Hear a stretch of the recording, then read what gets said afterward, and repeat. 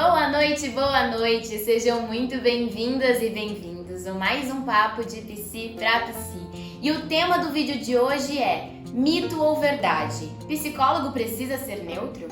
Mas antes da gente começar nesse assunto, se você não me conhece, o meu nome é Carolina Leonardi, eu sou psicóloga clínica e o meu objetivo é ajudar estudantes de psicologia recém-formados a encontrarem a melhor área de atuação para darem início à carreira, tá bom? Então, vamos lá! E se você ainda não se inscreve no meu canal, já se inscreva, ativa o sininho, dê um like nesse vídeo que eu tenho certeza que você vai gostar de todos os conteúdos que sairão todas terças e quintas às 7 horas da noite aqui no meu canal. Mas vamos ao que interessa, e o tema do vídeo de hoje, na realidade, é um grande tabu quando se trata de psicologia, né, nas faculdades de todos os lugares. Quem aqui nunca ouviu que psicólogo precisa ser neutro? Você já imaginou que essa questão de neutralidade pode inclusive te ajudar a encontrar a sua área de atuação? E como assim, Carol? Fica comigo até o final desse vídeo que eu vou te contar o porquê, tá? Bom, pra gente entender um pouquinho o que é a neutralidade, a gente tem que entender que a ideia de neutralidade está muito relacionada aos estudos científicos. Isso porque as metodologias elas buscam encontrar resultados científicos neutros, tá? Buscando controlar as variáveis dos estudos. A neutralidade, inclusive, é muito utilizada em processos eleitorais de todo mundo, né? De forma que a pessoa pode escolher os seus candidatos e votar nos seus candidatos também de forma neutra, ou pelo menos deveria ser no papel, né? E agora voltando para a psicologia em si, para a gente entender o que é essa tal de neutralidade para a psicologia, primeiro a gente tem que entender que a psicologia é uma ciência e ela é uma ciência neutra. Faz sentido? Então a psicologia ela possui todas as suas teorias, todo o seu conhecimento sobre o ser humano, sobre as personalidades, sobre os comportamentos e sobre o nosso desenvolvimento. Tá? Visando a intervenção e métodos psicológicos na busca de otimizar a existência desse ser humano no universo, no mundo. E sim, então a ciência da psicologia é neutra.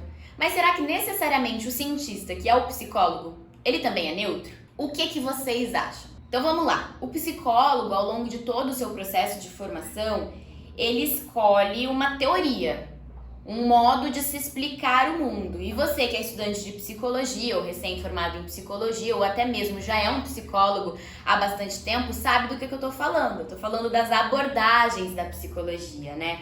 A abordagem é a nossa forma de enxergar o mundo, é a teoria que a gente se apega para tratar dos nossos pacientes, para utilizar na nossa área de atuação da psicologia. E se eu for citar aqui, existem inúmeras abordagens, né, de cabeça. Tem a Gestalt terapia, tem o psicodrama, que foi a minha escolha de ver o mundo, tem todas as abordagens psicanalistas, várias linhas diferentes, tem as abordagens behavioristas, tem a fenomenologia existencial, a psicologia positiva e inúmeras outras. E a partir do momento que o psicólogo ele faz a sua escolha de abordagem, será que ele está sendo neutro? Não, né? Porque de certa forma essa escolha pela abordagem, essa escolha pela teoria, ela já depende muito de algo pessoal, né? E se eu uso o meu pessoal, será que eu tô sendo neutro? Então não, o psicólogo não é neutro, gente. Vamos acabar diretamente com esse tabu, tá bom? O psi, dentro da sua forma de perceber o mundo, de perceber as pessoas, de perceber o contexto em que vive, ele abraça valores que são particularmente próprios, tá? E na sua atuação existem maneiras próprias de se agir. Tanto que existem pacientes que vão se adequar e gostar de um profissional da psicologia e não vão gostar de outro. E isso, às vezes, se aplica até mesmo dentro de uma mesma abordagem. Por exemplo, um psicoterapeuta que é da psicanálise e um outro psicoterapeuta que é da psicanálise. Um paciente vai experimentar os dois psicoterapeutas, mas ele vai gostar muito de um e não vai se identificar, não vai gostar do outro. Então, por que isso acontece se eles estão ainda utilizando a mesma linha de raciocínio, a mesma teoria? Muitas vezes é porque existem questões próprias e não neutras de cada um desses indivíduos que vai fazer com que esse paciente se identifique com um e não com o outro. Fez sentido pra você? Bom, quanto a isso, eu até gostaria de contar um pouquinho da minha história pessoal, tá? Porque quando eu tava na minha graduação em psicologia, É lógico que a gente tem a oportunidade de conhecer algumas das abordagens, outras não, porque acredito que seja muito raro uma universidade de psicologia que ofereça todas as abordagens na grade curricular, né? E dentre as abordagens que eu mais tive contato na graduação foram as abordagens behavioristas, né? A análise do comportamento, a TCC. E dentro do estudo dessas abordagens, eu tive que fazer aqueles experimentos com o ratinho do Skinner, que você ensina através de reforços positivos, reforços negativos, ele a pressionar a barrinha. E na minha época, o ratinho ele ainda era utilizado, o ratinho mesmo animal. Hoje, em muitas universidades, né, tem o ratinho digital, onde as pessoas fazem exatamente a mesma coisa e não precisa ser com aquele animal vivo. E na época, o fato de eu ter tido que fazer essas experiências com o ratinho foi muito aversiva pra mim, porque eu sempre lutei bastante pelas causas animais, fui vegetariana por muitos anos, então isso fez com que eu não gostasse do behaviorismo, da análise do comportamento, né? Então, esse era um conteúdo que eu não gostava de ter na minha graduação.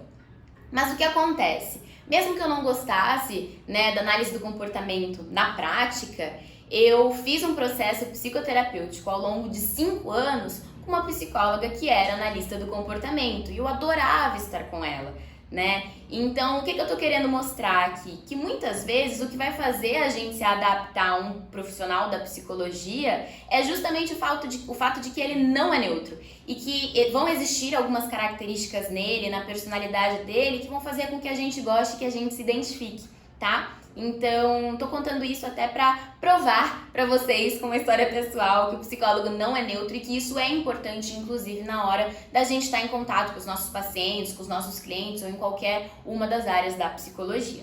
Pensando no século XXI, onde a gente se encontra, com tantos temas para serem debatidos em relação a gênero, em relação à política, temas de racismo, sociais, será que o psicólogo consegue de fato ser neutro? Né? Por trás de um profissional há uma pessoa, há um ser humano com seus sonhos, com seus desejos, com suas necessidades, com suas dores, com suas alegrias, com seus sofrimentos, um ser humano que erra, que acerta, um ser humano que ama, que odeia, tá? Então o psicólogo não é neutro. Eu brinco que neutro só sabonete né? Que não tem consciência, que não tem como pensar, que não tem opiniões próprias. O que o psicólogo faz quando ele está no contato com o seu paciente, com o seu cliente ou no seu trabalho é conseguir abrir mãos dos seus valores próprios para entender a situação pelo olhar daquela outra pessoa, daquele cliente, daquele paciente, tá? Então ele pode até mesmo estar dentro dele discordando do que ele está ouvindo, mas ele não vai deixar com que isso tome conta dele.